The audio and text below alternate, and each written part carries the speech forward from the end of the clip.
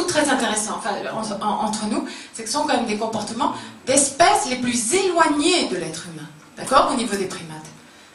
C'est ça qui est quand même très intéressant. Donc le fonctionnement macaque en situation de pénurie. Alors, donc par contre, les espèces les plus proches de l'être humain, donc je veux dire de l'homme, Homo sapiens, Homo mechanicus, Homo integralis, comme on veut, eh bien ceux-là, donc les mâles alpha dominants chez les chimpanzés et les bonobos en particulier, eh bien qu'est-ce qu'on voit? En temps de pénurie, il y a beaucoup plus de partage des privilèges.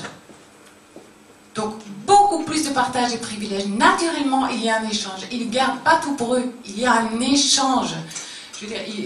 Donc, je veux dire, ça, c'est un premier constat qui nous interpelle au jour d'aujourd'hui. Enfin, en tout cas, par rapport à notre problématique et cette spirale infernale.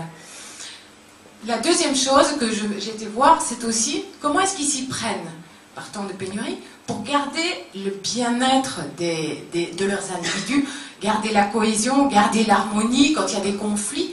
Comment est-ce qu'ils s'y prennent? Comment font-ils?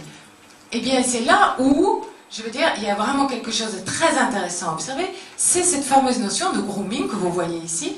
Le grooming, c'est donc cette action d'épouillage, mais pas que de l'épouillage, on rigole. Donc, c'est pas que de l'épouillage, c'est aussi des enlacements, c'est aussi des regards, c'est aussi des jeux, des petits cadeaux. C'est tout un ensemble d'attitudes qui, les physiologistes l'ont bien montré, ont une première fonction qui est d'abord d'apaisement de l'individu.